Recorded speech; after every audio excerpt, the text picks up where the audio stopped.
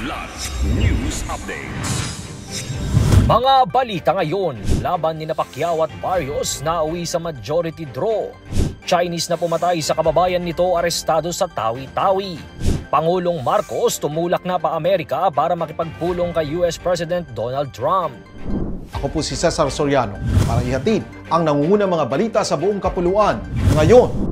Tabla ang naging laban ni Filipino boxing legend Manny Pacquiao kay Mario Barrios sa MGM Grand Garden Arena sa Las Vegas, USA ngayong araw. Sa naging 12-round fight para makuha ang WBC welterweight belt na hawak ni Barrios, isang judge ang pumabor sa defending champion sa score na 115-113, habang ang dalawang iba pa ay nagbigay ng 114-114. Nagresulta ito sa majority draw dahilan para walang tanghaling panalo sa laban, ngunit mananatili kay Barrios ang WBC World welterweight title. Sa kabila nito, nagpamalas ng magandang comeback matapos ang 4 na taong hiatus ang 46 taong gulang na si Pacquiao matapos dominahin ang middle rounds. Ngunit hindi nagpatalo ang mas batang kalaban na nagpakita ng kakaibang strides sa rounds 5, 11 and 12. Bukas naman ang parehong kampo sa posibilidad na magkaroon ng rematch.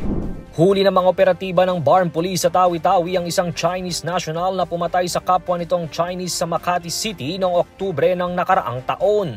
Kinilala ang suspect na si Wang Danyu, 28 anyos o kilala rin bilang Baolong, na nahuling nakasakay sa speedboat sa karagatan ng Barangay Nalil sa Bonggao kahapon.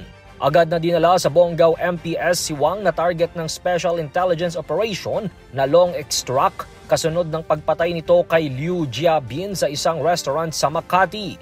Nagbigay ng 2 million pesos na pabuya ang gobyerno para sa ikadadakip ng suspect na sangkot din umano sa pagdukot sa isang 14 anyos na Chinese student sa Taguig noong Pebrero. Tumulak na patungong Estados Unidos si Pangulong Ferdinand Marcos Jr. para sa isang official visit kabilang ang pakikipagpulong kay US President Donald Trump. Sa kanyang departure speech sa Villamor Air Base sa Pasay City kaninang umaga, sinabi ng Pangulo na layunin ng kanyang pagbisita na maisulong ang greater economic engagement. My top priority for this visit is to push for greater economic engagement, particularly through trade and investment between the Philippines and the United States.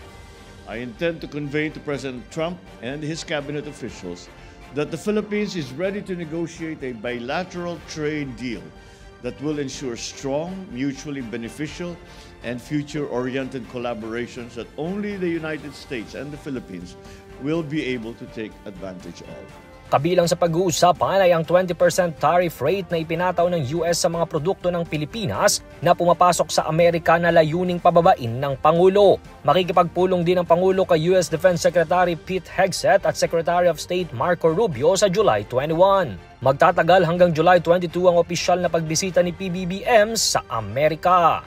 Para sa Kidlat News Channel, ito si Jai Reyes, nag-uulat. Ako po si Cesar Soriano, kasama nyo sa bawat pagputo ng balita.